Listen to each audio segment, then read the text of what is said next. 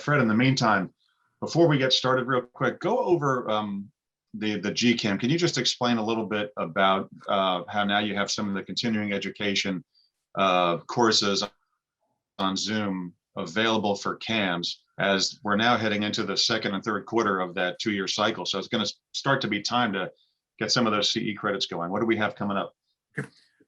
Basically, we had restructured our CE package altogether. As you probably know, the hours were reduced from 20 hours to 15 hours. So we have come up with 3-hour packages, if you would. We'll be offering classes on Wednesdays and Thursdays every 2 weeks on the Zoom platform. We found this to be much more convenient for everybody, including me as the instructor and other instructors as well. We'll be covering the required topics. The topics will include the operation of physical property, finance and insurance topics, elective topics, human resource management as well. Also the update seminars. They'll be done alternating between Wednesday mornings, Thursday afternoons, and Wednesday afternoons and Thursday mornings. All those will be 3-hour packages except for the update seminar, which this year will be 2 hours. And we'll wait and see what happens. Legislatively, the session has ended. We're waiting now for the governor to sign bills. Once all that's finalized, we will be incorporating the 2021 changes into that program as well. So that's kind of how we're going to be doing that. We're going to be sending out an e-blast shortly with the schedule beginning in 2 weeks. We start doing the classes, and those will be live classes. Those who have signed up for the GCAM program will get those automatically. Once you've signed up for the GCAM, you can take as many courses as you want, but you remember you have to take at least 15 hours between now and the time you renew your license next year. And we will, as always, have those packages laid out for you. So when you take our program, you don't have to worry about whether you've got the right hours or the topics or such problems as that. And hopefully, if you get everything done, when the renewal notices come out next July, you will have completed everything, and then all you've got to do is click on the renewal notice and renew your license at that time. So again, that e-pass should be coming out very shortly as well. And it took us 3 months here to get this all laid out, how we wanted to do it. So that's the delay. And I would assume too, there'll be evaluations after each course. So we welcome your feedback as with regards to the new programs and the new ways of doing things, especially as we head into whatever this new normal is going to be. And the new normal encompasses, excuse me, a lot of technology, which is what we're going to discuss today. And the way we'll do it is we'll take some of the questions that were submitted during the registration, Fred, and we'll pass it on to the proper person. And again, soon Marcy will be joining us. And what Marcy does is help associations, board members, and CAMs negotiate bulk agreements, whether it's for television, for internet. And the reason we welcomed her on the show, we typically don't have service providers with us, but there's no cost out of pocket for associations or CAMs with Marcy's company, Community Cable Consultants.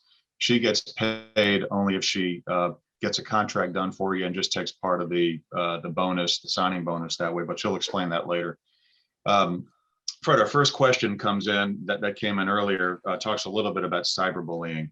And I know that's been a hot topic, especially now that it seems like everybody under the sun happens to be using some sort of technology to communicate while we were in quarantine. Is there anything about cyberbullying in the legislature with regards to community associations? Is it addressed whatsoever? Jeff, no, it is not addressed for community associations or other than schools. In Florida, we do have a law that addresses cyberbullying or any type of bullying as far as that's concerned. Within schools, they have a set of guidelines, but I've received this question before from our community association managers who've been subjected to this by abusive owners or whatever who feel like they've been slighted. There's not much you can do about it except file complaints with law enforcement for harassment or mental, physical. Also, you have the prohibitions against harassment in the workplace under federal laws as well, but then none of that specifically addresses what cyberbullying. It's all been addressed on a personal nature, one-on-one in the past. But I presume if the legislature looks at this long enough, we're going to have something coming out, because it is an ongoing issue and it's growing, as you mentioned, Jeff, because everybody's communicating that way. Yeah, and there are ways to help to prevent it. It's kind of like an exterminator with pests. They don't call it pest elimination. They call it pest control. You're never going to get rid of it 100%. You can just do the best you can do to control it. So the same thing with your online aspect. So let's say your association, let's say you wanted to start a Facebook communication page for your association. Well, all of these social media platforms like Facebook and some of the other ones out there, they have on YouTube, if you have a YouTube channel, they have parameters you can set where it's just one-way communication. You can disable comments. So if you just want to use Facebook, for instance, to disseminate information to your constituents, to your community, I'm sorry, we're not a monarchy here, but to your association, you can make it where it's just one-way communication as a way to spout out news and not allow for comments, hence cyberbullying, that kind of a thing. Another thing too, which helps eliminate cyberbullying. I know it's kind of an older concept, but some associations I've seen on their websites still have chat boards. Get rid of the community chat board. That's one less thing you have to police. It's one less thing you have to worry about, and just make them go through a certain official channel.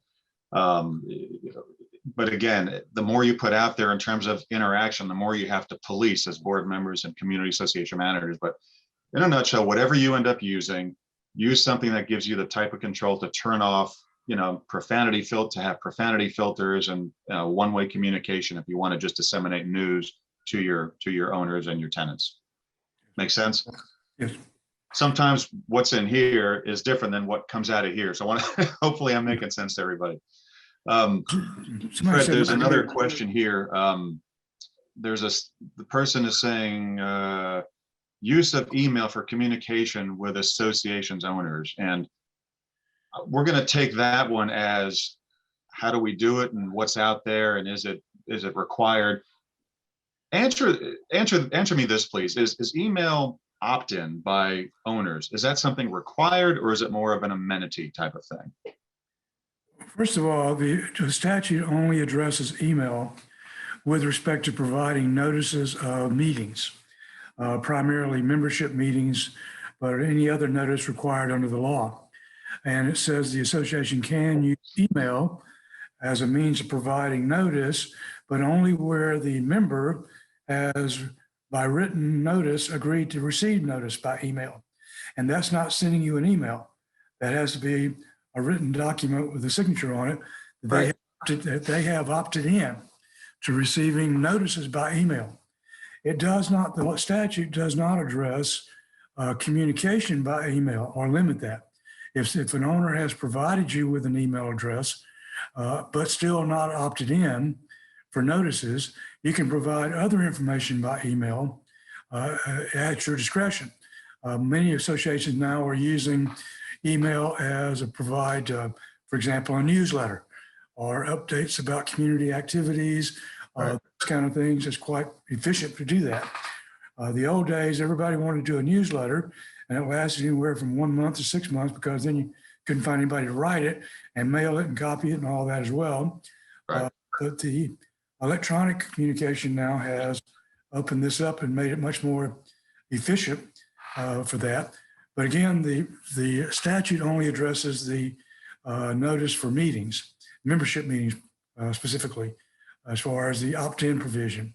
But they have to opt in to be able to the association to use that as an option for providing notice. And that's been one of the big hurdles in getting people to do that, because even though everybody's using email today, they just haven't done it. So I don't know if that addresses the question, but no, it surely does. And we appreciate it. And the best thing too, I want to just piggyback on what you meant. And we see Marcy joined us. We'll introduce Marcy in just a quick moment.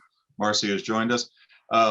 It's best to use something, if you're going to use email, whether you're using it as something for people to opt in to receive the official notices like Fred mentioned, or passing out newsletters or sending newsletters, that kind of a thing. The pool is closed, or we have new equipment in the gym, whatever it might be. It's best to use some kind of a service that's not part of a package, in my opinion, so that it's kind of like the old days when you had one of those all-in-one stereos with a turntable, a CD player, a cassette deck, all in one kind of thing. If one part of it broke, couldn't use the entire thing. If one aspect was out, more often than not, the whole thing was shot. So if you use that kind of, thinking with regards to different modules for your communications and your association, use some kind of an email platform that's separate from your website or separate from your property management package. Because if the site, let's say your property management package goes down, well, so does your email. So you want to have that email thing separate, like a MailChimp or Constant Contact. Have something separate, take their lowest tier, their lowest price point, whatever it is, and you could use that so that whatever else happens elsewhere, you still have that aspect to communicate with your residents. Makes sense to, hopefully that made sense to all, but it's best to keep things as separate as possible so that if something goes down, you still have a functioning piece of your communication tools. Before we get to our next question, I want to introduce Marcy Gershoni from Community Cable Consultants. I briefly mentioned earlier what she did, but we have some questions here for her later, and she's going to talk about how she can make some money, some new found money for your associations potentially as well. Marcy, welcome. Join us. How are you? You're muted. Go ahead and unmute yourself. Technology. There you go. It's great when it works. Technical difficulties all the way around this morning. Nice to meet everyone. Good morning. Nice to have you with us, Marcy. Thank you. Marcy, do me a favor, explain a little bit, simply to establish credibility. I want people to know that you know what you're talking about, and you're going to be new to a lot of our people here today. Explain a little bit about what Community Cable Consultants does, just so when we get to you answering the questions, people know you're answering it from a standpoint that you know what you're talking about. Terrific. Thank you. So I know Jeff actually through a very large association in Broward County called Winmore. And what I do for associations like Winmore and others, whether they're small or large, is to help them negotiate their bulk cable and internet programs. So it's very important today, as you know, internet is more important than ever, and people really rely on these services. So it's very, it's just a very essential need. So what I do is I go out to all of the providers in the area, and I look to see who has the best program and the best fit for an association. And I help with upgrading to fiber optics and new technologies as well. That's cool. And the last thing I want to touch on, and make sure I didn't spread any falsehoods. The association doesn't pay you anything up front out of pocket, correct? This is something that you get it down the road if something successful happens, correct? Correct. So it's a contingency basis. Very often we don't even get paid anything from the association, even at the end. It's so competitive today that the providers will often pay a referral fee. But essentially the whole idea is to get the best infrastructure for the association. Okay, cool. So thank you for that and welcome. We're glad you're able to make it. We knew you had a little bit of a minor emergency there. So we're going to get back to the questions, and Marcy, be on the ready because we'll be sending some questions your way very, very shortly. So one of the questions here is, what technology do you recommend for secret ballot electronic voting procedures? Fred, I'm going to ask you to handle that one first because I think you said you had something about a list of a few that you're aware of and some other points you wanted to make. First of all, Jeff, thank you. We don't have any specific recommendations. I don't deal directly with any of these companies. I know there are a number of those out there, and I recommend, I'll be happy to share after the program is over. If anybody wants to email me or message me, whatever, I'll happily share the list that I've compiled over the past few years since electronic voting has been allowed. It is accommodated now in all three types of associations, condominium, cooperative, and HOA. The language is basically the same for all three, electronic voting, but there are a number of software firms out there that do offer packages. They're very competitive price-wise. The biggest issue is getting enough people to opt in to using electronic voting. There's that word again, opt in. To opt in, you do have to affirmatively opt in. Yes. The board has to adopt a resolution providing electronic voting. Then the owners have to opt in to use it. It's an affirmative opt-in as well. And to get enough people to do that, to offset the cost of the software versus the cost of copying the ballots, all the envelopes, and sending all that out by mail. There is a significant savings over that, particularly for large communities.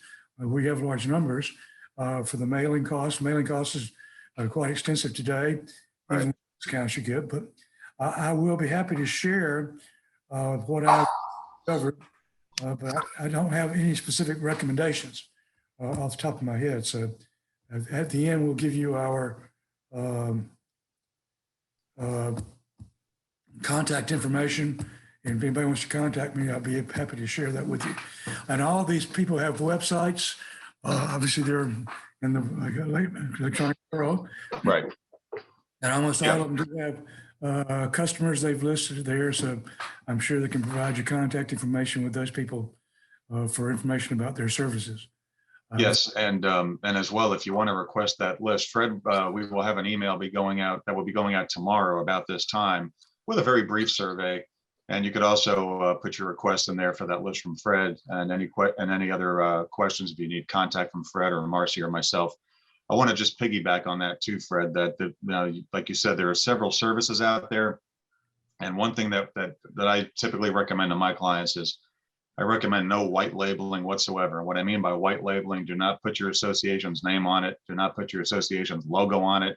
God forbid something goes wrong with it. There's a hack or information gets leaked. You want to make sure that it's a separate thing. It's the company's problem that you're in service with. If you want to make it look like it's your own, then you're going to get named and everything, and you don't want to deal with all that. So again, it's another, going back to that email platform thing we were talking about earlier. It's best to keep it separate and don't make it look like it's your own if God forbid anything goes wrong or any information is leaked or hacked or anything like that. Marcy, with regards to this electronic online voting, are there any special types of internet needs for something? I'm assuming no, it's just, it'll work perfectly over regular internet and there's no special bandwidth or anything like that, right? No, not enough for that area. Okay, I didn't think so.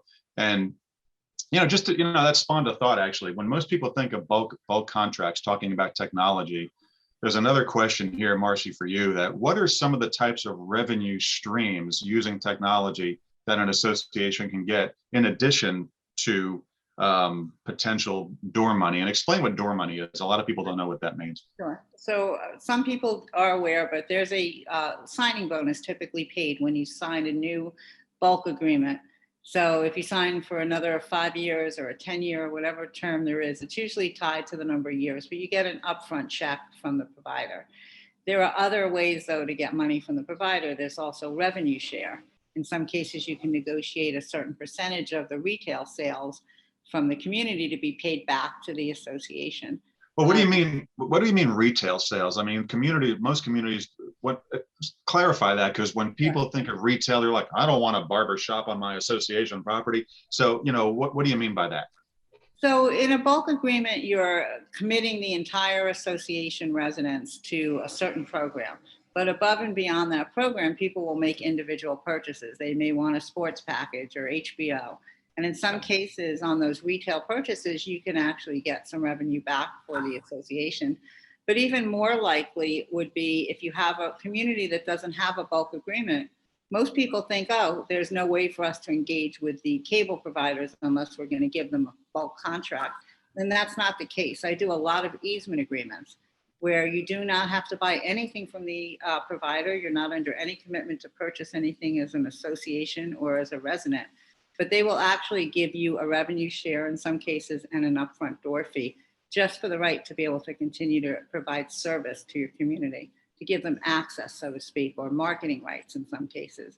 They would be looking for the opportunity to maybe sit in the clubhouse and offer some special promotions. So there are definitely different ways today in this very competitive environment to get the providers to pay some money to an association as well as provide free services.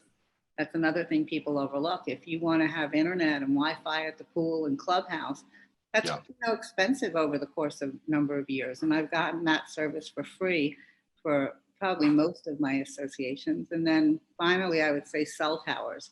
If you have a cell tower on your roof, it's a gold mine today, and you should really look into what it's worth and how you could monetize it better.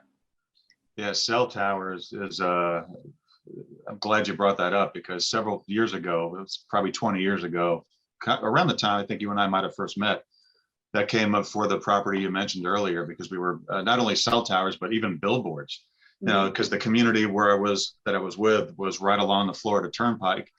I mean, a good stretch of the turnpike. And then if you were far enough away from the easement, we were trying to get an approval to put billboards, electronic billboards. They were when electronic billboards were becoming a thing, on the association property where you can see it from the turnpike. Mhm. And I think we got it approved by the local government at play at the time, but then the association turned it down. And I heard it recently came up again, and now they're kicking themselves in the behind for not doing it years ago, because that's easy, free money. It And is. no maintenance. They don't have to do a darn thing. You know, you let them in, they do their thing. Same thing with the cell towers, correct? It's no maintenance for the association. No, they don't have to do anything except provide a space for the tower, and it's ongoing revenue. Sometimes you can get some free services again from the cell providers. Sometimes they'll give you an overlay, a 5G overlay that will help with cell service. So everyone wants one today. Everyone's asking, can we get a tower? But typically the best opportunities are with associations that actually have a tower already, because it's a way to increase the revenue that you're getting from that rooftop with a cell tower already in place. Cool. And to piggyback on some of the tech that Marcy just mentioned as well about bulk internet for an association, another potential revenue stream, not nearly as grand or grandiose, but if you have the space, you can maybe build a little business center in your clubhouse for your residents, similar to what you see at hotels. Of course, with COVID now, that might not be the first thing you're thinking about, but with light at the end of the tunnel, maybe having a couple of computers, a copy machine, the dreaded F word, a fax. Does anybody still use a fax machine? That's the 3-letter F word. That's different. So, so a fax machine, a printer. So maybe somebody needs to print something. They don't want to have a printer at home. So you can, slowly that begins to build up. You can put in a copy machine that, coin operated copy machine, things of that sort. So that's another potential revenue stream over in your association as well, but on a much smaller scale. So thanks for that, Marcy. We're going to move on to our next question here. And this one is probably going to just be a one-word answer from Fred. Fred, is Zoom mandatory? No. Next. No, it's not mandatory. That is a good question, though, because it seems like Zoom is all over the place right now. But I'd like to get the take from the two of you both here right now. Do you think, even when things return to whatever the new normal is going to be, do you think Zoom is going anywhere? Do you think this is here to stay? Marcy, you first. I personally do think it's here to stay, especially in my field. And we all know this from serving associations. They're not always in the same location 12 months of the year. So this really opens up the opportunity for people to join the meeting, even if they're out of town, which they really didn't have a great opportunity to do that prior to Zoom. Right. It's also so easy. I can go to 10 meetings a day now instead of maybe 2 where you had to travel hours to be somewhere. So, but in order to do Zoom properly, you do need a very robust, as bandwidth at the property. And that's been probably one of the biggest things that people have mentioned to me, that they need greater bandwidth in their meeting rooms or their common areas in order to have these type of Zoom meetings for the residents. You're right, because with Wi-Fi, and Fred, we're going to get to you next, because I want to talk about virtual meeting protocol and best practices. So that'll be next, Fred. So you're on deck. But with Zoom and anything that you're streaming, it's always best, if you can, not everybody can, but it's always best to have the hardwired connection. They're more reliable if you can, but that's not always a feasible thing to do. And as Marcy mentioned with Wi-Fi, you know how when you go to your on your phone and you choose to join a network and you see all these different networks, that you can join, and you're on that long list and you're looking for yours. Well, when you see all those other ones on there, that means they're in your general vicinity and you're sharing that bandwidth. So that's what Marcy means by by increasing the bandwidth, and that you need a very good bandwidth for something community-wide to take place. So thank you for that. Fred, another question that we had is about virtual meeting protocol and best practices. So tell us a little bit about that and how emergency powers, the law, and the whole 9 yards, and how that comes into play. First of all, I want to echo and follow up on that, what Marcy said. We feel like Zoom is going to be a large part of our future here in all of our meetings. Yeah. I mentioned earlier, we converted all of our CAM-CE classroom events to virtual meetings as well. Also, in dealing with the COVID issue for the past year, we have worked with associations in conducting first board meetings and then even membership meetings virtually. That is accommodated in the statute now. And the corporate law allows the board to adopt a resolution to hold meetings by in a virtual platform. It doesn't use the term Zoom, but Zoom's the biggest one. There are many out there that do the same thing. The issue is addressing the technology, having somebody working with you who can familiarize you with the Zoom platform or whichever platform you're using, and all of the bells and whistles that go with it. Either way, you can conduct board meetings and membership meetings using a virtual platform. The Condominium Cooperative HOA statute all accommodate attendance at board meetings by electronic means now. That's virtual meetings as well. And there is, somebody asked a question earlier about the presence of a board member. There is no requirement in the law that any person be physically present at a meeting. They can all be present virtually. Some people want to have a combo meeting. That's perfectly okay, hybrid meeting. We're seeing the diminishing of the distancing, social distancing issues now. CDC yesterday said if you've been vaccinated, you don't have to wear a mask in public any longer, private meetings as well. That's going to be increasing the frequency, but I feel that people are still going to be interested in attending by Zoom. I've talked to associations where they've had a greater attendance at Zoom board meetings than they had previously. Previously, if you had a physical in-person board meeting, the only members other than board members who came were people who had a problem or a question or an issue or concern, and the people that were satisfied didn't come. But now with the Zoom platform available, they've seen more people coming and attending the meetings and participating as well. And that, I think that's a good thing to see. But board meetings are held the same way you would otherwise. There's a 48-hour notice. You can make it available by email. You do have to check your Zoom platforms or your virtual platform to see how many people can attend based on your entry level, cost level, whatever you're paying as well. Then you just do it like any other board meeting, and minutes are kept the same way as well. Same thing on the minutes. For membership meetings, it's a little more problematic. We have to determine if we have a quorum present. They have addressed that in the law, and attendance by electronic means does count as being present in person. Also, if you have proxies are handled the same way. They're delivered to the management or the board, whichever may be the place there, and we count the proxies just like we would otherwise. Proxies can be mailed. They can also now be emailed, the proxy form as well, and that's acceptable by electronic means. The protocol is the same as any other membership meeting, 14 days notice. We provide the agenda, we provide the proxy, give the people the opportunity to come.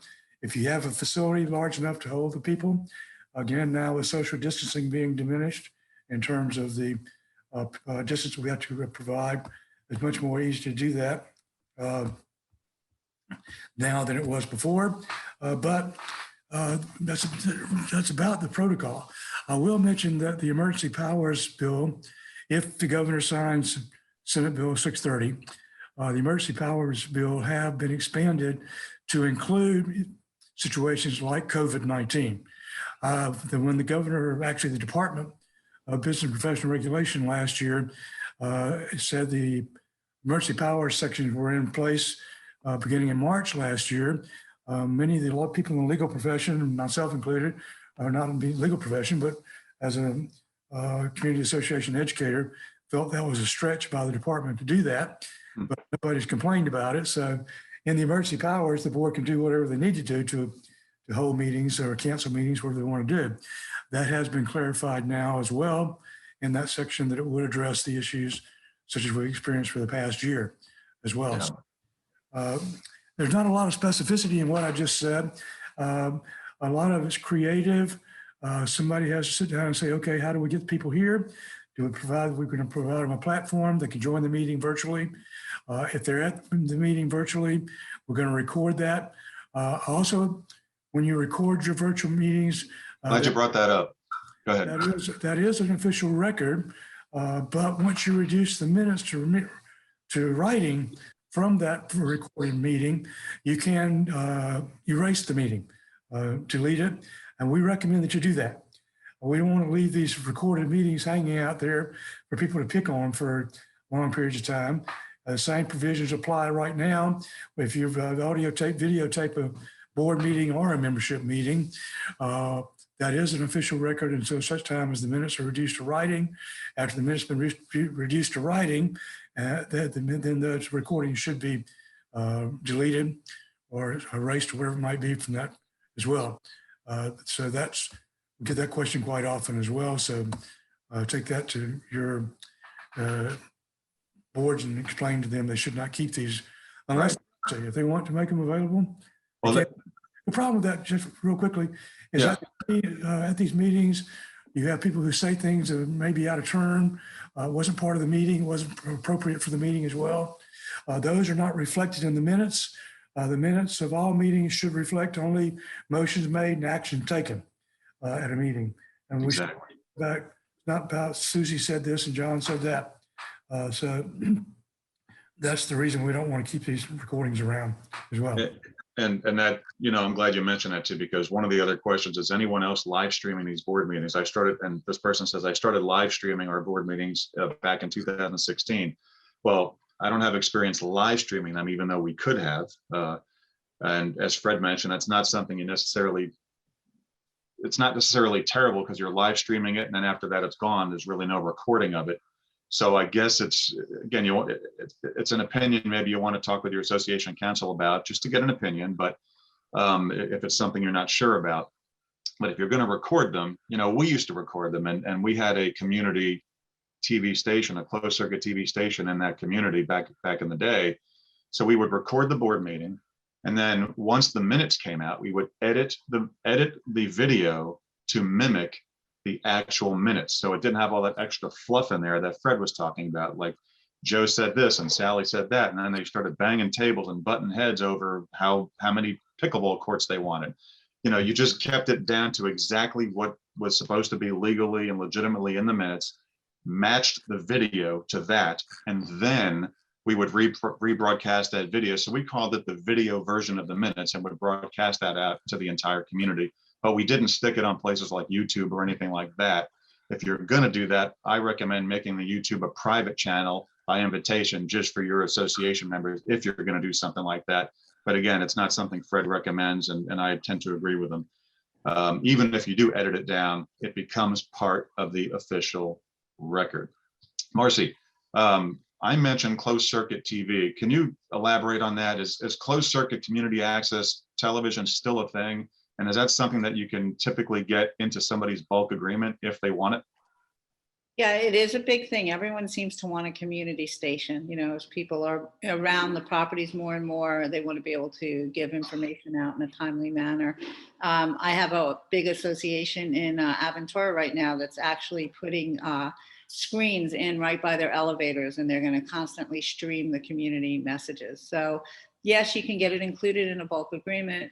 Some of the providers are trying to push back from it, but I've been able to get it for all of my properties. And it is a nice thing to have. And even if you don't want to use it right now, get it written into your agreement, because then you have it available for the future if you change your mind. And, this may, what I'm going to bring up next, you just spawned another thought. We did not do this too often back in the day, but Fred from a legal standpoint and Marcy from a feasibility standpoint, earlier we had the question about revenue building opportunities for associations. If you have one of these community closed circuit channels, and let's say you're a gated community, you don't allow advertisers to come in and hand stuff out, and you don't want door hangers and you don't want papers all over the place. Can these community stations be used as a revenue source? Like if Joe's Pizzeria wants to advertise to your community, can you put them on your community TV station? Fred, you first on the legal side. It would have to, I guess it would be a document thing first. Well, it would be a document issue, but there's nothing in the statute that would prohibit that. We do get some pushback from owners who say, well, we're a not-for-profit corporation. We can't do that. Well, the Not-for-Profit Corporate Act does not prohibit you from making money. Exactly. As long as it goes back into the general pool. As long as it's not your primary purpose. And the idea behind building these revenue streams that Jeff's mentioning here, also what Marcy's mentioning as well. Well, I'm craving pizza too. That's why I came up with that example. And also, but that reduces the assessments for everybody, and it benefits everybody across the board, pro rata. But there's nothing that prohibits the association from taking advertising revenue on such a closed circuit system as well. You have to be careful how you do it, who you elect on there, who you allow on, getting paid and all that. All the disclaimers too. Obviously, you're not going to do this without having your attorney draw up the necessary documents to provide to the advertisers what they can and can't say. And the disclaimers about we're not promoting them or saying they're the best, they have paid for it. So those are the admonitions that I would add. Marcy may have some other experience with it as well. Yeah, Marcy, have you seen this done? I have seen it done. I do want to add one caveat from a legal standpoint. Some of the provider agreements will have exclusive marketing. So you certainly should not, if you have a Comcast bulk as an example, allow AT&T to come on and advertise their services. So just be aware of whatever other agreements you might have in place that might have some exclusivity to marketing rights. That would be. Oh yeah, it's another great idea to have your association counsel take a look at whatever you're going to be signing, or somebody like Marcy who does this all the time. So, and then thank you for what you've helped me with in the past. I appreciate that. You're welcome. Thanks. We look like heroes because of you. So earlier, Fred mentioned hybrid meetings when he was talking about the standard practice, protocols for running Zoom meetings. From the technology side of things, and I'll take this one. When you say hybrid meetings, this person didn't use the word integrate. We're going to get to that one later about integrating a system into your clubhouse, for instance. But the best way to do it from a budget standpoint is to have a TV in the room, some kind of a laptop that has an HDMI output to your television, so you can get the Zoom signal from the computer to the television for everybody on the board to see, so that people who are attending your meeting virtually can be seen and heard. And then the TV volume has to be either loud enough for everybody to hear it, or have an external audio output. The TVs have little inputs and outputs labeled. One will say audio output, and have that output going to, and hopefully you have an open line on your little PA system mixer in your clubhouse. If you have an open line on your little mixer, you can output the television audio into your little mixer, and have that person, whoever is asking the question virtually, can then be heard throughout your PA system within the room. So that's the least expensive way to do it. I've helped many associations with that from my location virtually. They'll FaceTime me with their phones and say, "Is this where I hook it up?" And I'm like, "Yeah, that's where it goes." So that's the least expensive way to do it. A little bit later in the program today, we'll go over a more elaborate way about integrating a system into your clubhouse that you can use whenever you want without having to move too many things around. Fred, have you've had some experience, I've had some experience with hybrid meetings, and that's part of what we think is going to be the new normal, because this is not going away. We have somebody with a hand up, and let's see if this person, Harry, I see you have your hand up. Do you have a question for Fred, Marcy, or myself? I submitted the question over a text message, and it had to do with the use of security cameras, footage, and transmitting or allowing said footage to be given to owners or board members, and also if you have a community television channel, if those camera images could be displayed there. I actually have, we're going to turn that, we'll have Marcy handle that one. I'm sure she's worked with getting cameras over at security gates and guard gates and that kind of a thing, elevators, hallways. But just to, and Fred will go over in a moment about stuff that needs to be in your association documents with regards to security and, becoming a more secure location with cameras and such and official records. But over on the property Marcy mentioned earlier, we actually had a bulk agreement, and as part of that agreement, we were able to get them to put cameras in over at the guard gates so that residents at home can turn on their channels if they were expecting somebody and they can see who was coming in. Marcy, do you want to take that question? Well, one of the most important things when you're looking at security and cameras and access around the property is making sure that you have fiber run to those locations. That could be one of the biggest costs and one of the biggest drawbacks of trying to do that. So, Who would pay for that? Who would pay for the fiber if you don't already have it?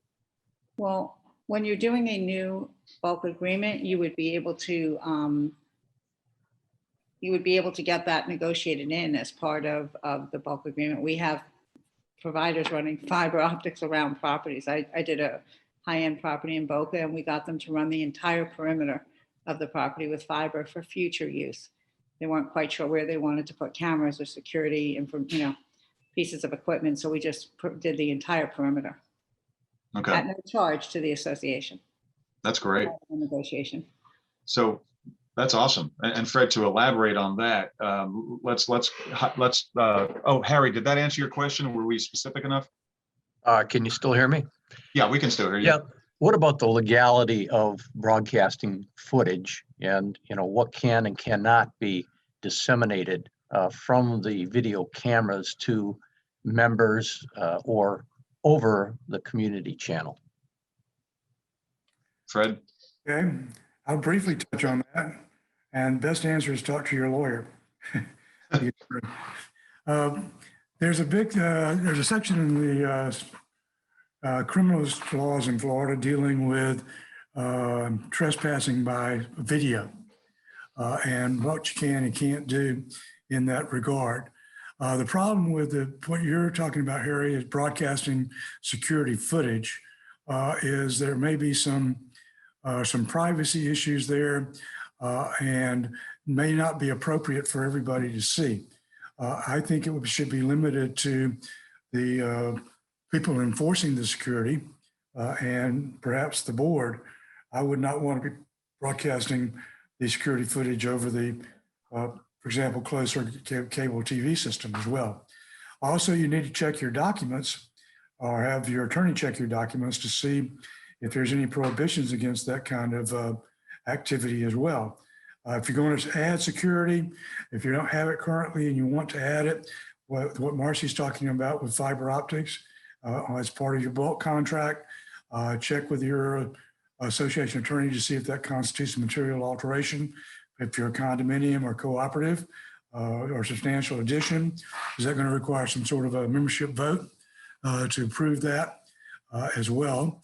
Obviously, it's a very touchy subject. We don't want to get people worried about what you're showing on the security camera when they're driving their cars in and out or walking in and out of their units.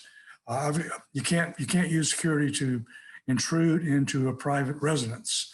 You can't look inside. You can only look into the common areas as well. So that's not a precise answer, but that's about the best that we can come up with at this point in time. So, Thank you. sure. You're very welcome. Thanks for the question. Yes. And let's segue into the security needed to become a gated community question. I know you briefly touched upon it. That's one of the ones submitted earlier.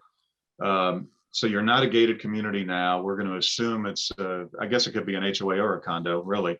I've seen both. And you want to become a gated community. So Fred, I guess the first thing, before we get to Marcy on the tech side of things, Fred, the first thing would be is to consult your documents and see what they say and what needs to be added, correct? If you want to go from not being gated to being gated. The issue that comes up with it to becoming a gated community has to do with the how do you get that approved? It's going to require some sort of vote normally.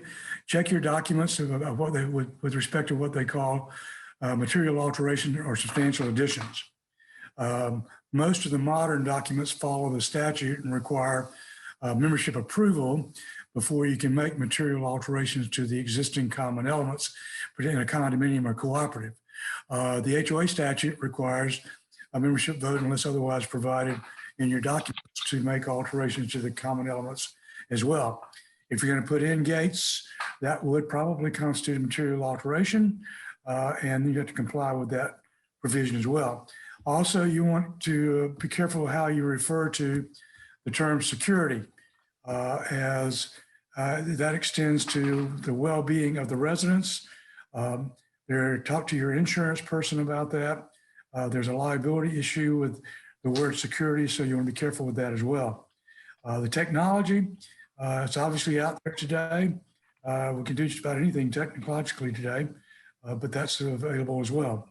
The biggest issue is talking with your association attorney, have your documents examined to see if that requires a membership vote, which it most likely would.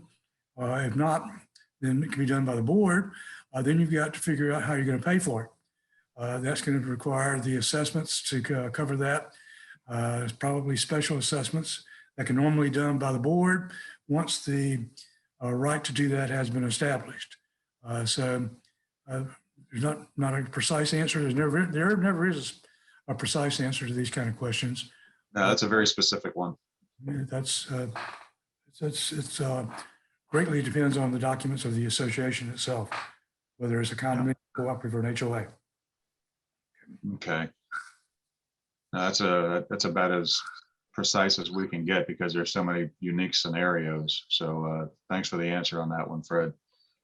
And Marcy already touched upon how once you are gated, then you can, she and others are can help you out with regards to getting cameras and the kind of technology. Make sure you have internet running into the guardhouse, TV monitors, that kind of a thing. So that's how those two intertwine and get married together.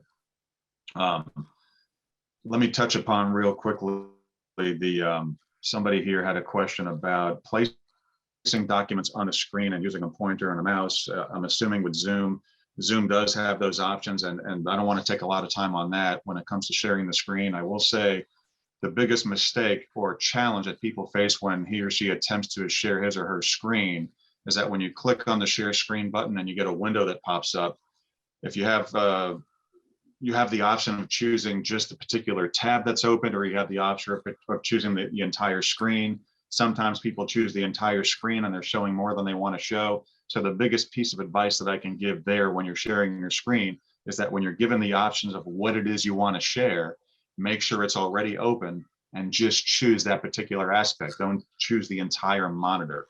Again, that's the biggest mistake I see people making, is they choose sharing the entire monitor versus one of the items open on that monitor.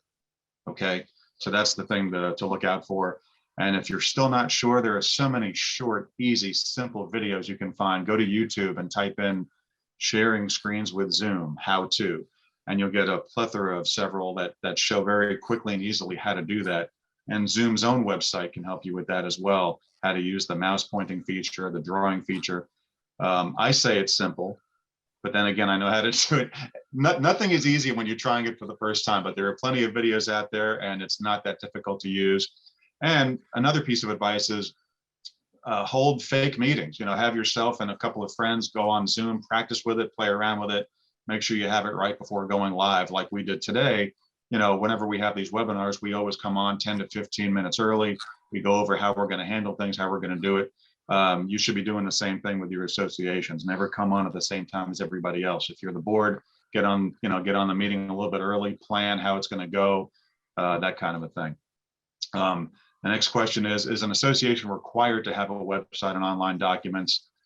Fred, I know that if you want to go over the condominium law about the 150 units. The condominium statute is the only statute that addresses the website issue. Effective January 1, 2019, all condominiums with 150 units or more were required to have a website. The statute also specifies the items that must be on the website. Basically, it's such things as contracts, the declaration articles, bylaws, the annual financial statements have to be on the website, whatever type we have there as well. There's a whole list of required items there. There's also a requirement that you have limited access. You can have a public website, but then you have to have a separate section where only owners can access that. Right. Provide them with credentials to get into the website as well. And that means you have to have an ongoing monitoring of that. When the person says, I forgot my password, there's all sorts of packages out there that you can load on there. It goes back to, okay, here, put your identifying information in. We're going to send you a link to your email, and then they can create a new password. I'm sure we've all done that. I do it on a daily basis, it seems like.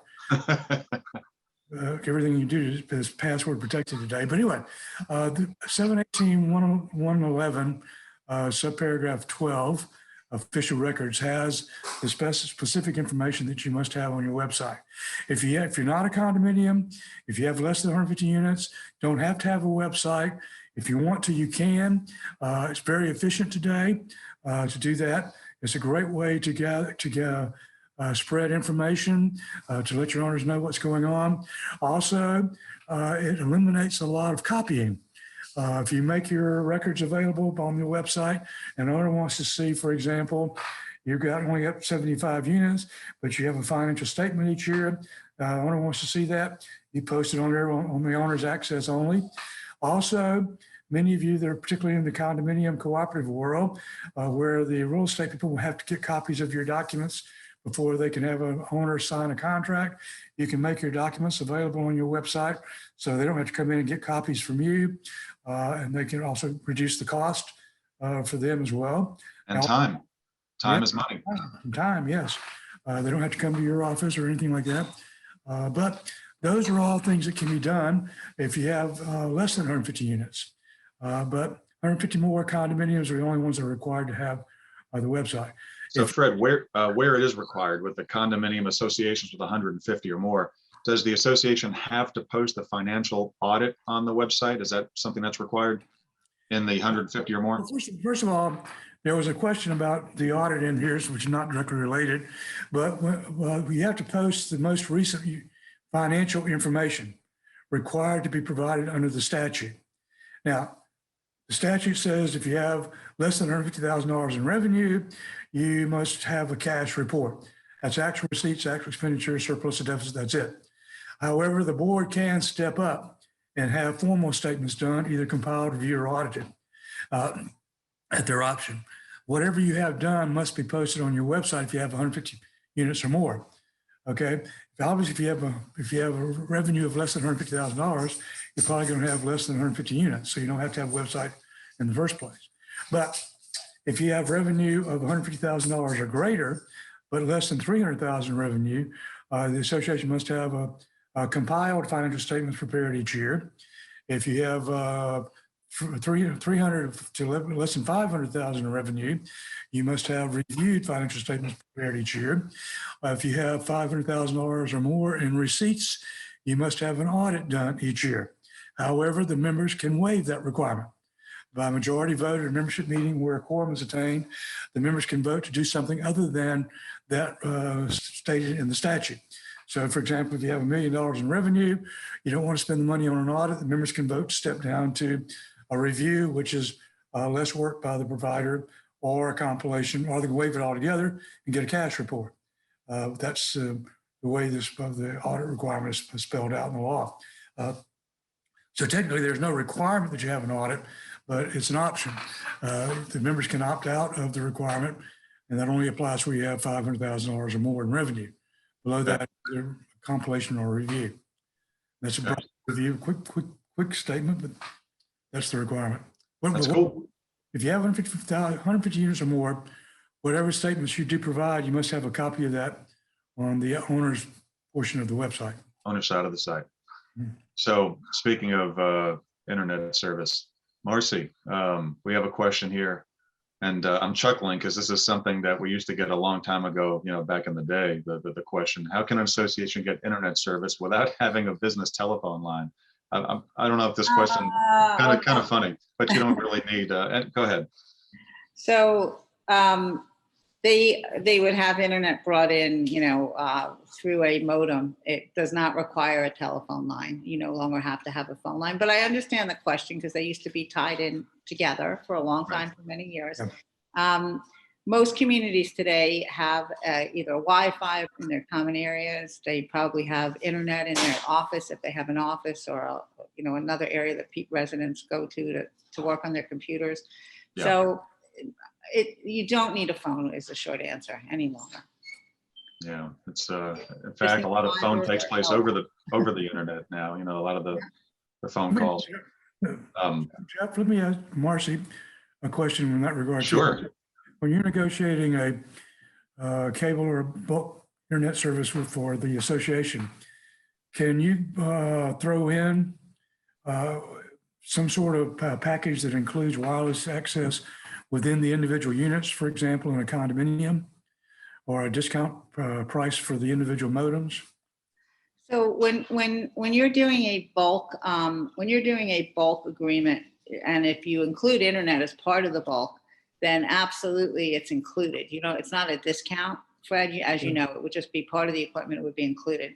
If you're doing a partial bulk, meaning you're doing a video only bulk, which it's not as common today, but it certainly is still done. As you know, Jeff, the property you're at from the past is in a video. Right. Only. Then what I like to do is negotiate discounts on everything else. You know, there are special discounts for, you know, let's say ABC, you know, provider property, and it would be on the modem or the router. It would be on extra boxes, maybe extra programming. So yeah, that's a great question, Fred. Absolutely, you can get discounts from the provider for different services, including the modem. Okay, well, appreciate that. Fred, we have a question from the audience. Constantine, thanks for raising your hand there. I couldn't make out what you were asking, so I would love for you to share what you'd like for us to answer. Go ahead, sir or ma'am. Am I live now at this point? I guess I am. You are. Yes, my question was with respect to the rents for towers, for example. Towers. Is there a range that Marcy might be able to share with us as to? I'm sure there's all kinds of factors as to how many dollars, you know, a carrier, you know, would pay. But what are the range of dollars that that cell towers bring per month, for example? Yeah, I'll be happy to share. I mean, there are variances. It depends. Obviously, there are second tier providers as well. But typically the large providers, you know, Sprint, T-Mobile, Verizon, you'll get anywhere from about $2,000 to $2,500 a month in revenue. That's what I've seen on the agreements that I've looked at. Marcy, how long are some of those contracts? I mean, I've heard some as long as 30 years. Yeah, so 35, 40, but they have 5. So this is an important point, and I'm going to just throw this out there. They're typically like 20-year agreements, but then they have 5-year extensions, and they could have 4 or 5-year extensions. So in essence, the provider has the right to stay there for up to sometimes 40 or 50 years. Wow. But with increases, and obviously each extension has their own, you know, maybe bump up in price that they're paying. But what's really important for you folks that have a cell tower on the roof, and these are the people I would love to hear from, is there are ways to secure that income today, and there are ways to monetize that income today, because there are a lot of people I speak to that were getting money or big money and now have either lost that revenue completely or their revenue's been diminished because of consolidation. So, you know, once one carrier buys another carrier, then they don't need 2 towers. They only need 1. So if you do have towers on your roof, especially more than 1, this is a time to really look at how you can secure what's up there so that you don't lose revenue from a provider being sold off to another provider, because this happens every day. I don't know if that answered a question, but it's just one of the things I'm asked about every single day. You know, why did my revenue go down? Why did we lose, you know, this particular provider? And it's all due to consolidation. Thank you. Very welcome. Thanks for the question. Thanks for clarifying. I appreciate that, Constantine. We're at the top of the hour, and we have about 15 minutes advertised. So I want to do more of a rapid fire of the previously submitted questions. So let's do that real quick. We want a system where people can call and log in, but can be muted by the administrator. Well, what we're using today to answer that question, I would look into, if I were you, the webinar platform of Zoom, because by default, everybody that's attending the meeting is muted. And as you can see, we can enable people's mics to ask the questions. So before you start your board meetings, you tell everybody how the communication is going to take place at your meeting. You tell them whether it's going to be with the hand raising feature. You tell them that you'll type them into the Q&A. You can enable their microphones, that kind of a thing. And it just streamlines the meeting process. And as long as you explain to everybody how the communication is going to take place. That's how you cover yourselves. Is that correct, Fred, with the way the meetings have been taking place? Yes, you can do that. Also, just as you know, Jeff, if somebody does start speaking out of order, you can turn their microphone off. Also, if they're getting really objectionable, you can remove them from the meeting, terminate them. That's the thing. And So there's a lot of control over that. I'm sure all the platforms are accommodating that. I've only looked at 3 different platforms before we decided on the Zoom platform. But anyway, that is a factor, and you can control that.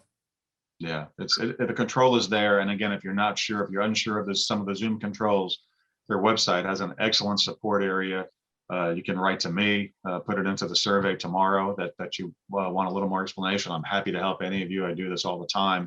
This in fact is over Zoom number 300 and something for me. So it's the new normal for me. How can an association notify residents if they haven't consented to electronic correspondence for news and email blast? And we went over that a little bit earlier. Even if people consent to email, you still have to post everything per the statutes, in a conspicuous area on the property, correct, Fred? Like email or no email, you still have to post them publicly, correct? We had a question about board meetings. Do you have to email board meeting notices? Board meetings, normal board meetings, other than when they're going to adopt special assessments or in condos and co-ops, approve the budget. Board meetings only require 48 hours notice posted somewhere on the property. You can, as a convenience, email it to the owners who have provided you with their email address. That's not required. Right. It's a virtual meeting. It's only required that you post it on the property somewhere with 48 hours in advance.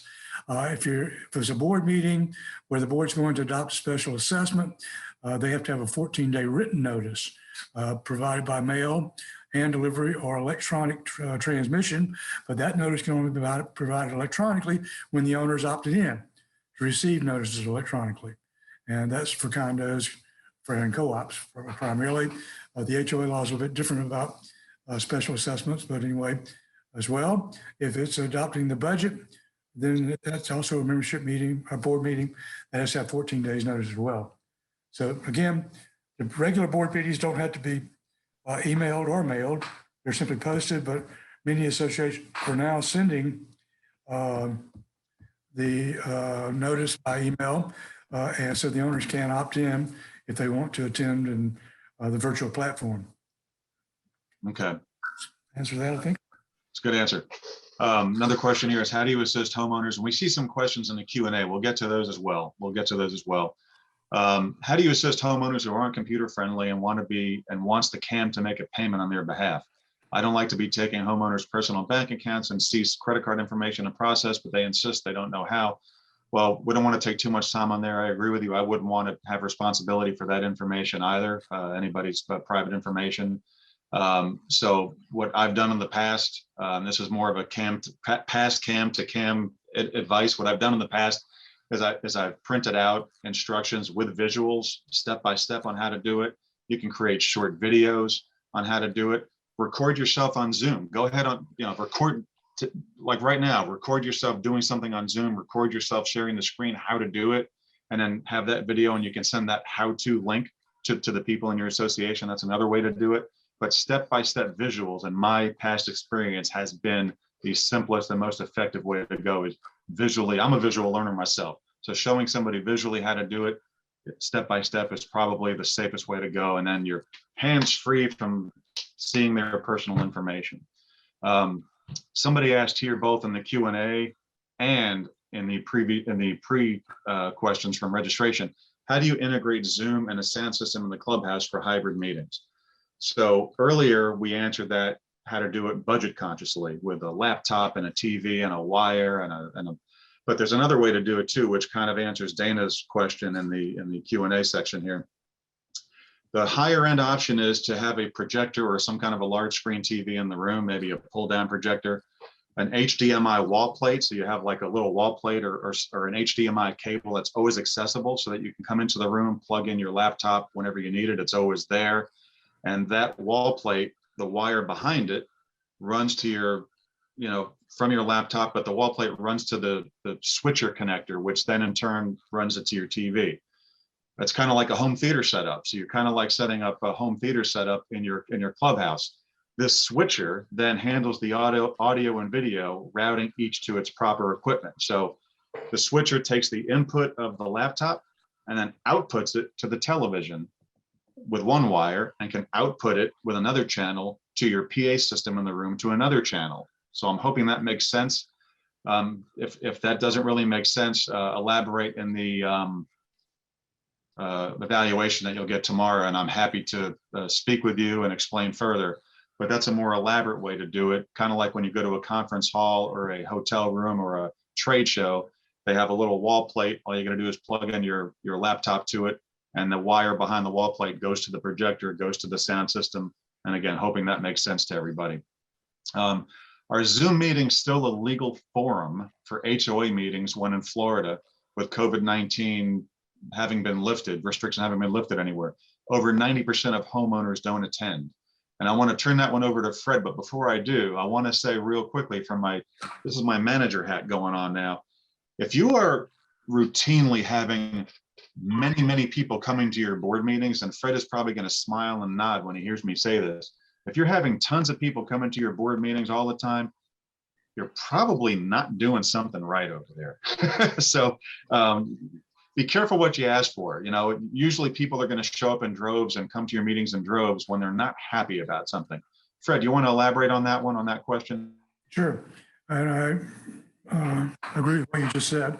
First of all, the virtual meetings, we call them Zoom meetings. But they're technically virtual meetings. Yeah, Zoom is like saying Kleenex. Give me a Kleenex or give me a Coca-Cola. Yeah. But the board meetings, virtual meetings have been authorized for a couple of years now as a means of providing me. That can continue.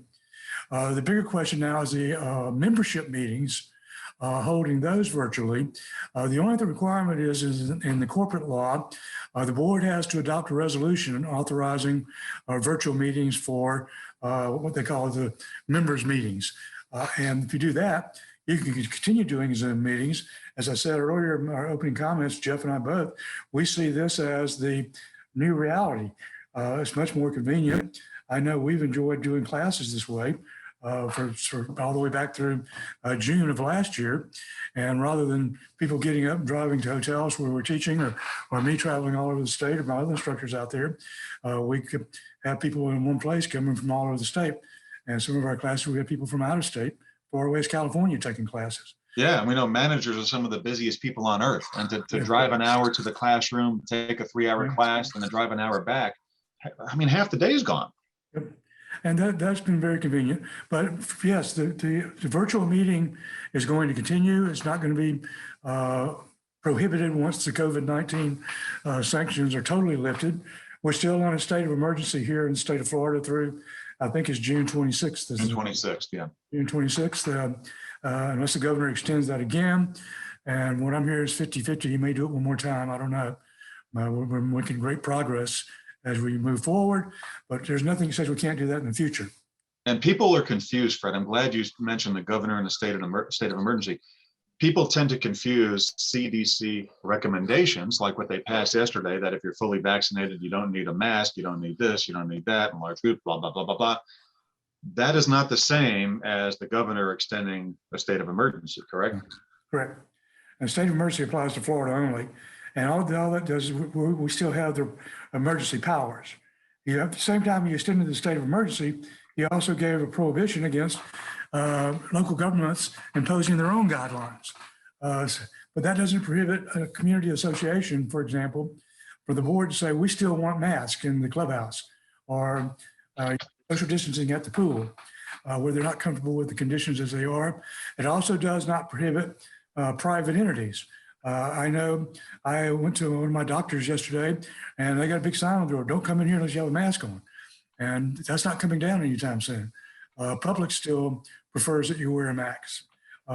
They have the right to do that. And I've not seen Publix kick anybody out because they didn't have one, but they're still having that request as well. That's not being prohibited by the state. The governor can't do anything about the private businesses. That also applies to associations. If your association has concerns, you can do that. The bigger problem now is, and I just had a question earlier this morning, since they've said if you are vaccinated, you don't have to wear a mask. Now, if somebody says, well, I've been vaccinated, you're going to make them prove it, show you a card. And that's like the governor saying we're not going to have vaccine passports. Yeah. There's a whole lot to be worked out on this. Okay, we've got to approach this with care, just as we have been for the past year, as we've adapted to these conditions and see what moves forward. COVID-19 has been to community association law like Napster was to streaming and downloading music. It's a new thing, and we're just trying to figure out how this is all going to play out, you know?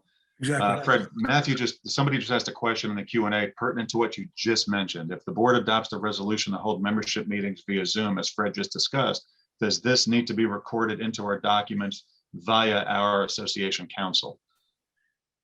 And I'm going to tell you what the council told me, no. Okay. The corporate law just says the board has to adopt a resolution authorizing virtual meetings, period. So.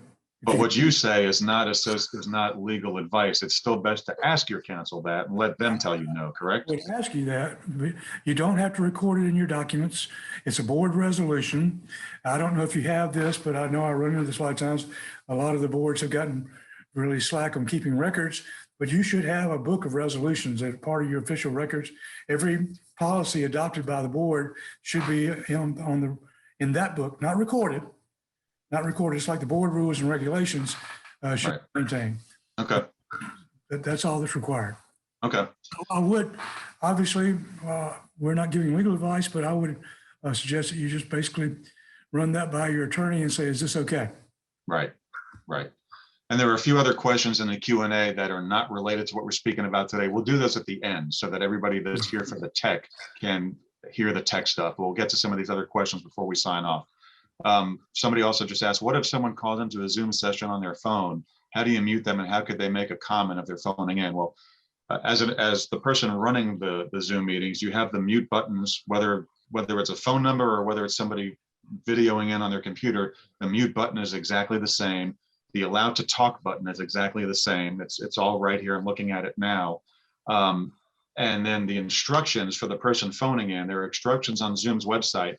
If you're not using a smartphone where you have the screen to hit yourself to unmute, because that's what it is on a smartphone.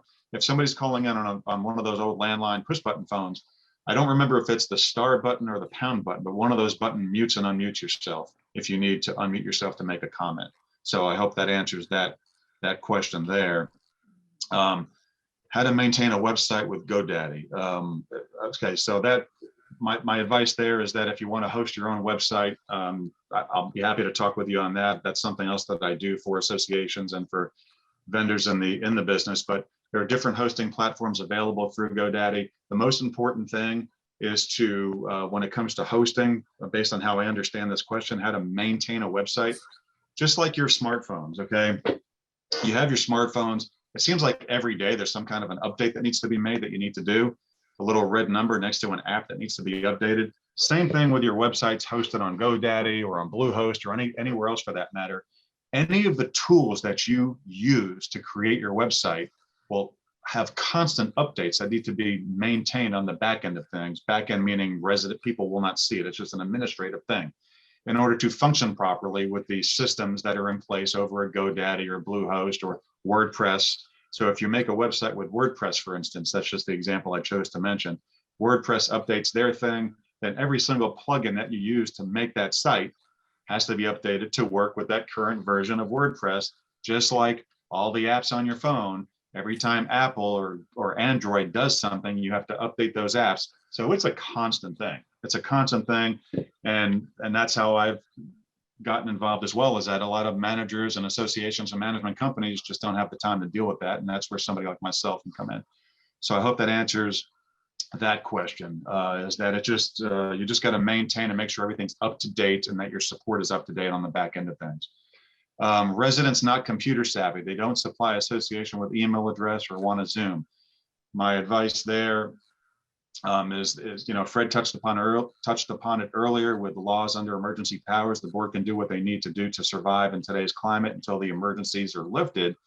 But again, I go back to something that we talked about earlier. Create videos on how to do things, create explicit instructions on how to do things, assure them that their information is private and that you're not going to share it. Just let them know that all the protocols are in place that's going to keep their information private, and just provide visual instructions on how to do things to put them at ease. Videos work best in my experience, creating short videos. Fred, can you share sample? Okay, now let's go to that one there. Can docs, no, that's not, blah, blah, blah, that's not related. That's not related. We'll get to that in a second.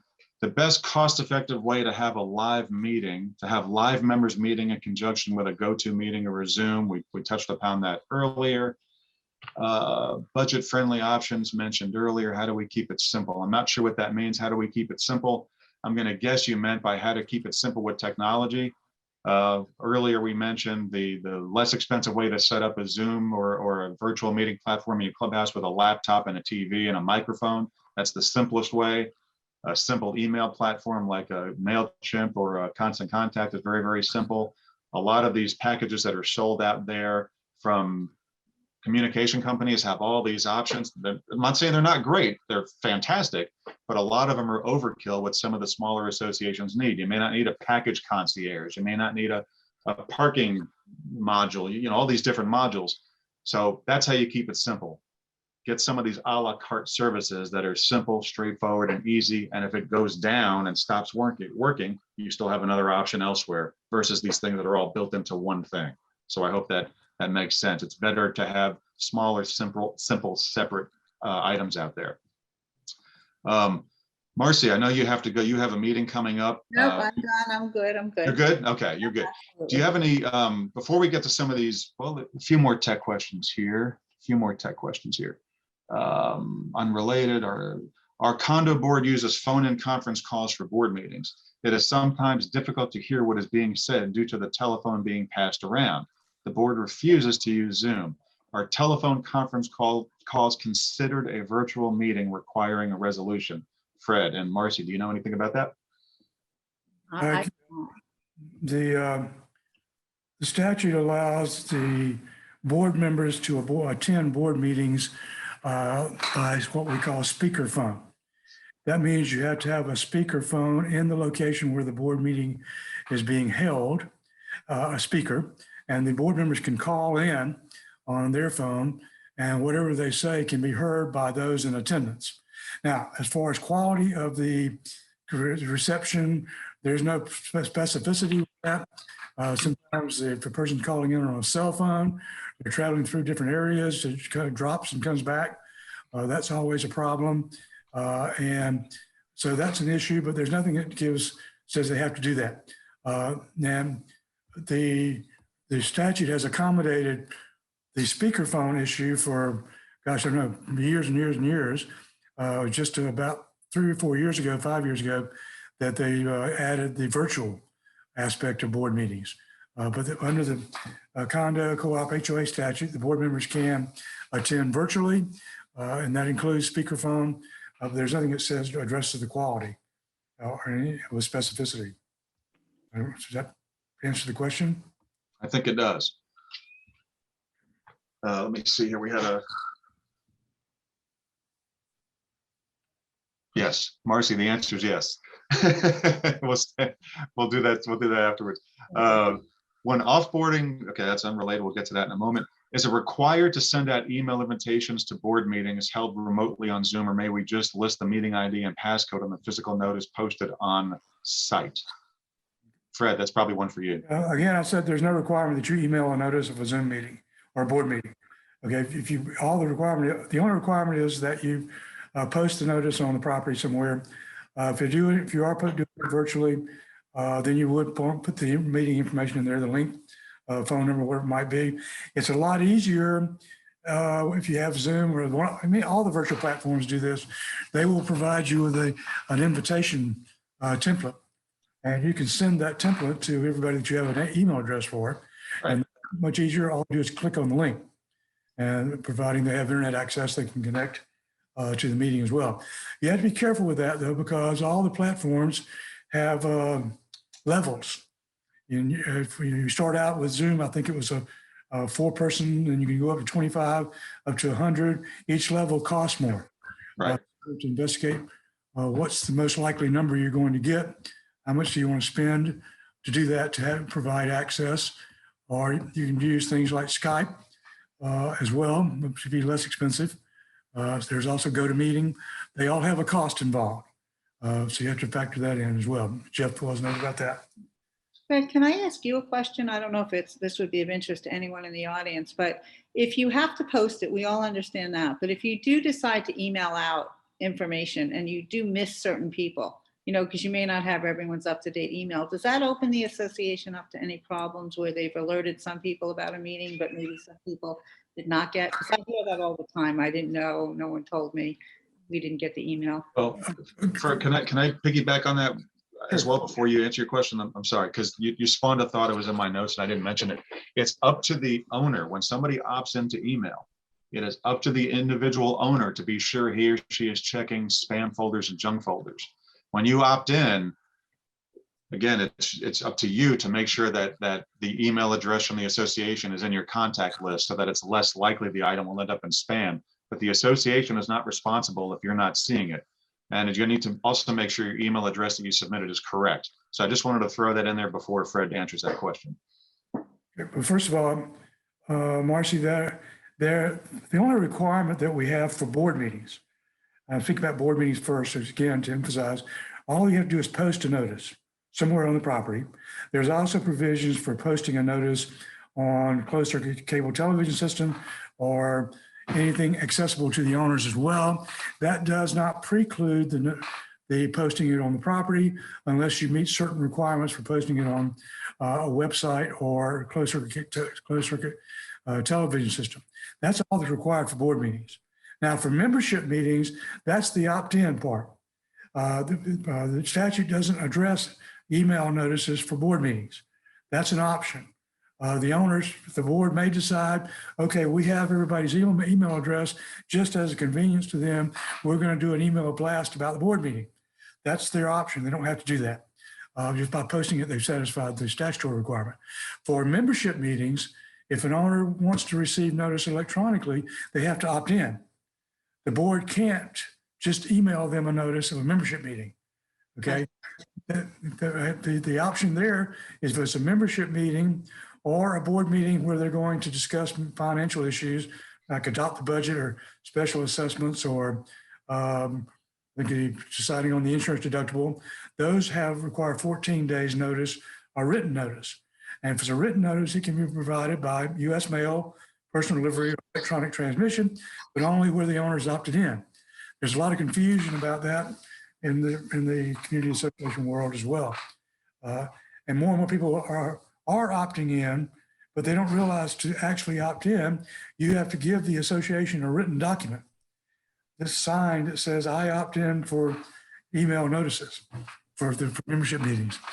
But other email, that's all up to the association and the board and management, how they want to do that. If they want to do newsletters, notice of board meetings, that's certainly allowable, but it does not satisfy the statutory requirement. Thank you. I was just asking because as this world has changed post-COVID and people are not gathering in a room together for a meeting, I keep hearing people complaining that they're not aware of the meeting. So I was just curious if you would elaborate. That's a great question. Thank you. Marcy, if a community, we have a question here, and we know we've gone past our time. If any of you need to go, we understand this is being recorded and will be on the Gray Systems website. We'll also e-blast it out to y'all. So if you need to go, we understand. We thank you for joining us, but we want to get to all these questions. And being that this is not something for CE credit, we can go over the time and hopefully not aggravate anybody. So this will be recorded and you can see it on the website. If a community already has gone fiber, recently gone fiber, how difficult and or expensive to then add perimeter fiber for proposed gate and fence areas? Do we need a new contract? Do we need a new bid if it's not in the original contract? If you've already signed an agreement with a provider, then you need to go back and ask that provider for help. And depending on who the provider is, and if you're working with somebody that maybe can help you do that, but your time to get it done at absolutely no cost and during the build out process is certainly the easiest, has come and gone if you've already signed an agreement. Maybe not if you haven't been built out yet. If you've obviously been built out already, then that's, kind of behind you, and you'd have to look at what your options are now. Okay. Another question here.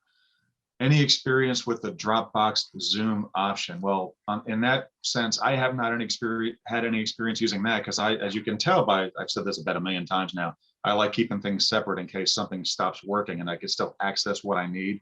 So if the Zoom website went down or whatever, for whatever it is, I like keeping things separate. So like, for instance, as soon as this meeting is over that we're on right now, and I mentioned we're going to place this webinar on the Gray Systems website, I wait for Zoom to notify me that the video is finished processing, that the recording is finished processing. I then download that video, make any edits as necessary, and then upload it to my own personal cloud service of choice. I use pCloud, some use Google, some use Apple, but I use pCloud because with my clients, I can customize it. So if I need to send Condo X a video of one of their meetings they've asked me for, I can customize each particular page with their own logo and their own link, and it looks really special and really cool for them. You could probably do that with others, but the one I use is called pCloud. So to answer your question, I download the video and I use my own. I don't use the integration aspect because I like keeping things separate. Just a personal preference. Do you like Ford? Do you like Chevrolet? It's all personal experience. If condo docs can be accessed by a buyer, let me see if I understand this. If condo docs can be accessed by buyer, does a referral to the website meet the state requirements for providing documents? Fred, I'm not sure if I understand that one properly, but a buyer is not yet an owner. So a buyer wouldn't have access to the community website until he or she officially owns in the community. So that probably wouldn't work, right? Yep. That's probably correct, Jeff. Let me briefly, for a very complicated topic, the buyer does not have the right to access the documents. The owners are the only ones that are required to access the documents. Right. However, the condominium and cooperative acts require the seller of a unit who has entered into a contract with a buyer to provide copies of the documents to that buyer. That's after they've entered into a contract, not before.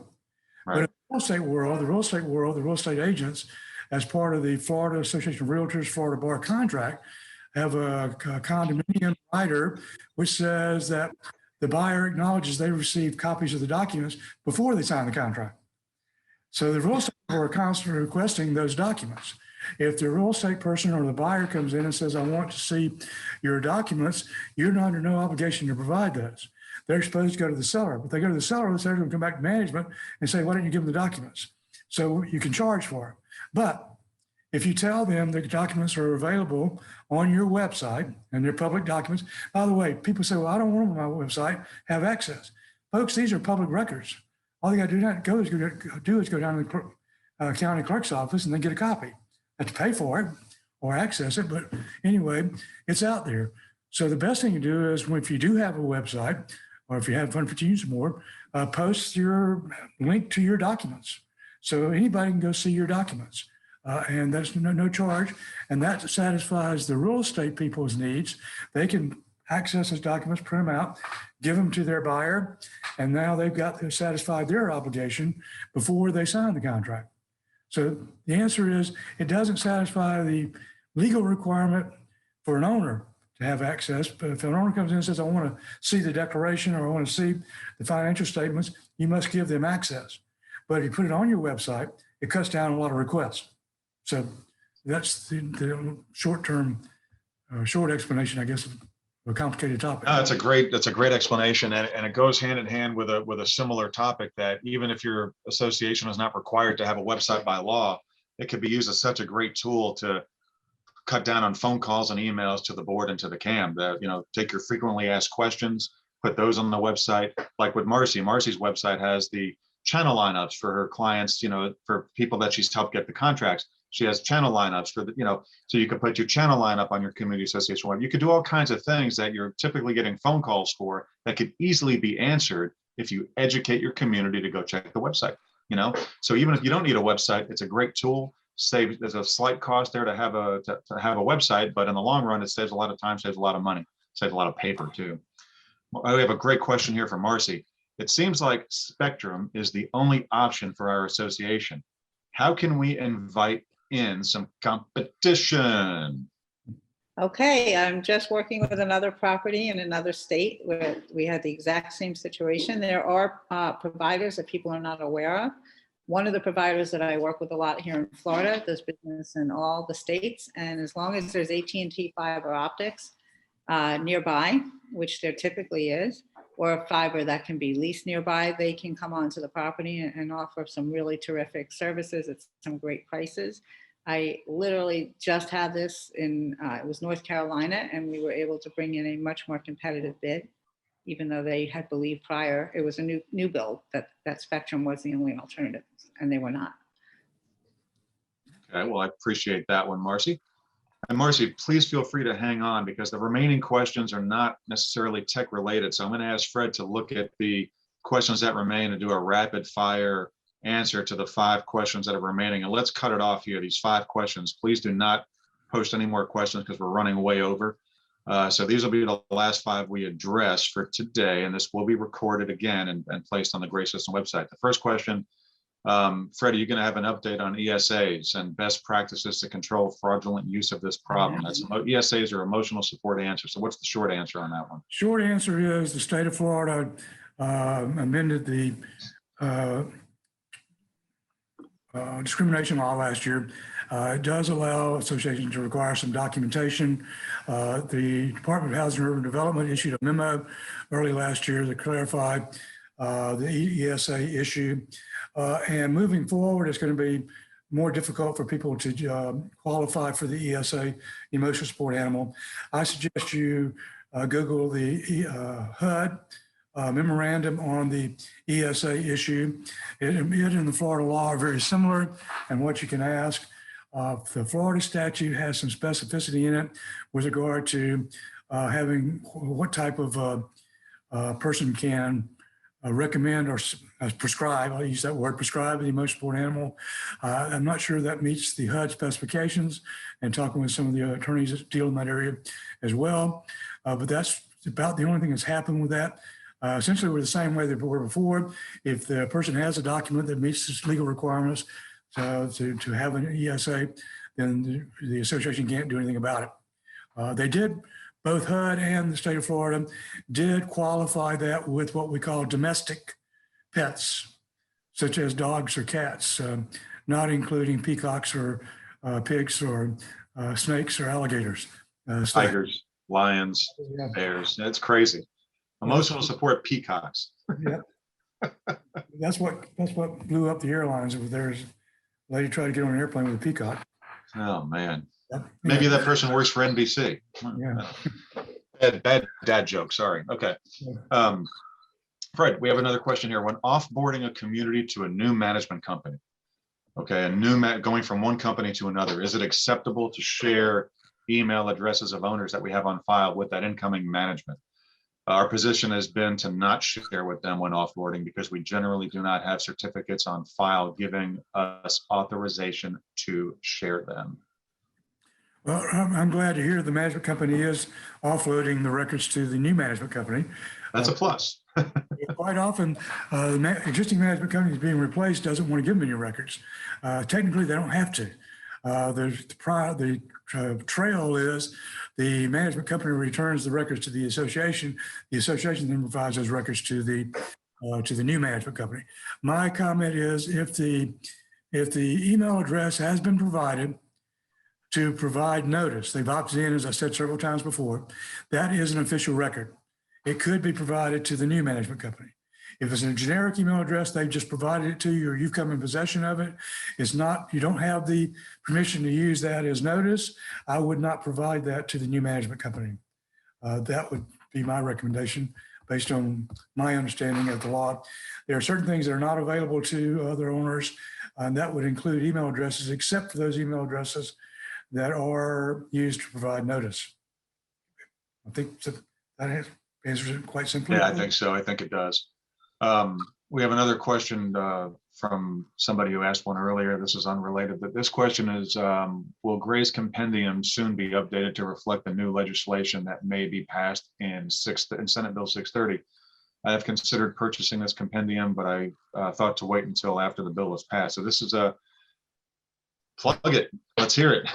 What is Gray's compendium for anybody who is unfamiliar with Gray's compendium? We update the compendium every year after the laws go into effect. Okay. So that answers that question. July 1 is the effective date of Senate Bill 630. We're not going to put anything on paper until that goes into effect, because at any time it could be vetoed by the governor up to that point in time. We got caught by that before, and we did it too early. It will be updated sometime in July or August with those new laws. There'll be another update. Well, first of all, back up. Let me qualify that. We will update the laws as they are signed by the governor.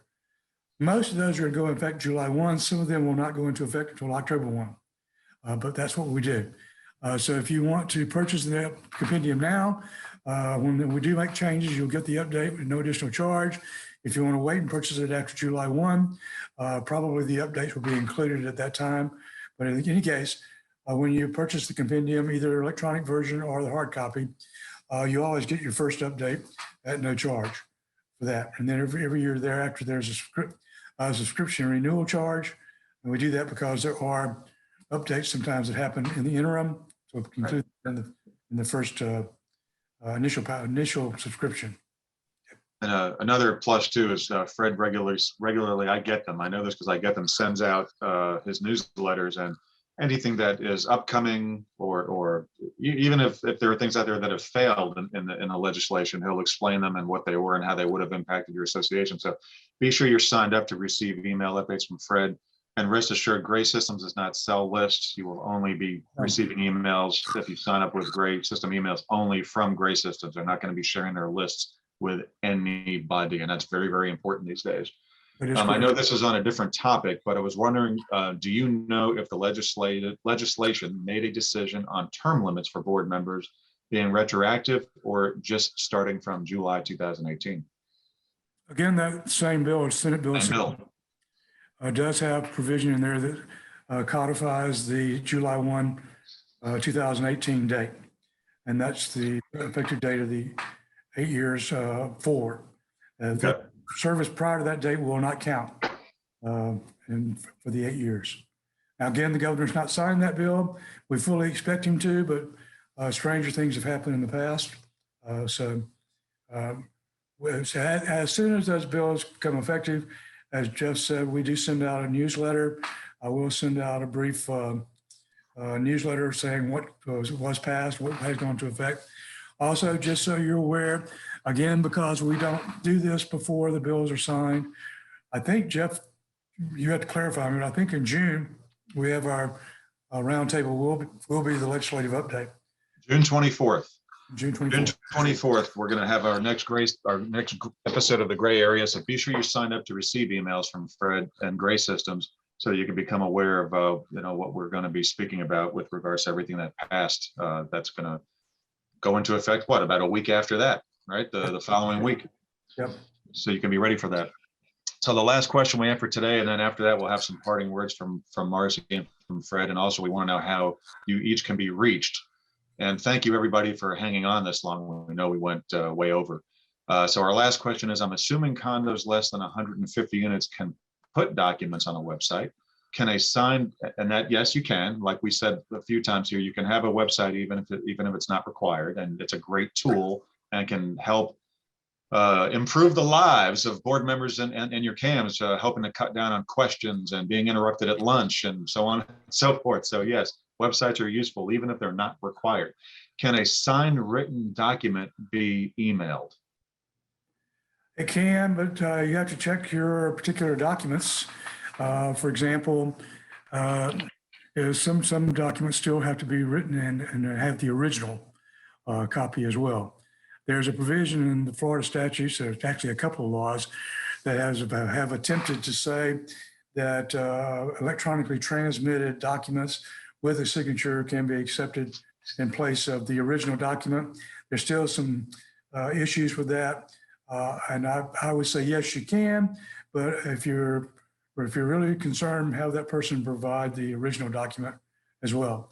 They did allow in the corporate law, I think it was 2 years ago, 3 years ago now, that we can accept faxed or electronically transmitted proxies. You used to have the paper proxy in hand to have it satisfy the requirements, but now it can be electronically transmitted by fax or email as well. I wonder how many people are still using fax. I'm sure, I mean, I know some do. I just haven't used one in a long, long time. So thanks for the answer to that one, Fred. Was there any more? I didn't mean to cut you off. I always chuckle when I hear the word fax. No, that's pretty much where we are. Basically, the assumption is we can accept those documents as legal documents if they're needed. I know I've signed contracts over the recent years for just about everything I think of electronically. So the laws are trying to adapt to that. But I know, for example, the one that gets me the most is opting in to receive notice of membership meetings by email. Yeah. You have to have a written document. And that's not been addressed by the statute or the legislature. Does it have to be, can you use an email to opt in to get email notice? Okay. Now the interpretation is no. Okay. So I want to thank you both, and thanks everybody for hanging on. Those of you who stayed on for the entire time. Before we head out, Marcy, please one more time explain for those who came on a little bit late how you can be contacted and the best way to reach you, and about how you may be able to help some of our CAMs and board members here today with their association's telecommunications needs. You're on mute, my friend.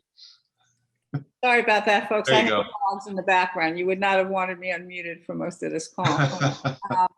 So first of all, thank you for letting me participate today. I really enjoyed it, and I learned a lot from Fred as well that I did not know, and I can help share with my associations.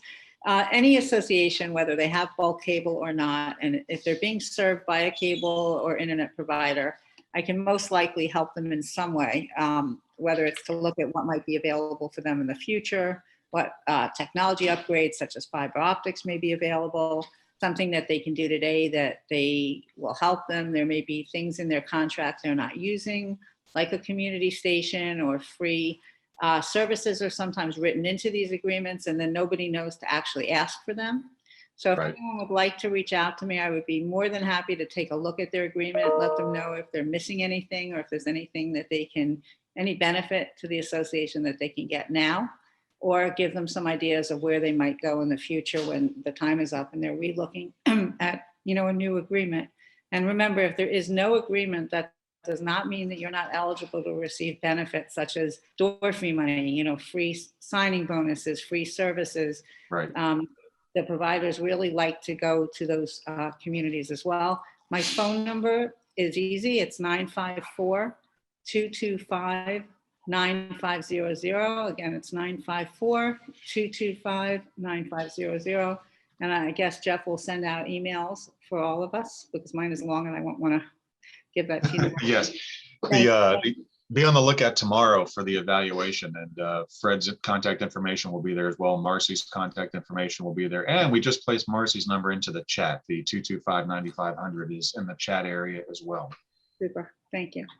And thank you. We learned a lot from you as well. Thank you for all of the new information and reinforcing some of the information that's already been out there. We appreciate you. And Marcy's one of the few providers out there. That's the reason she's here today, that can potentially make money for your association. And that's why she joined us today.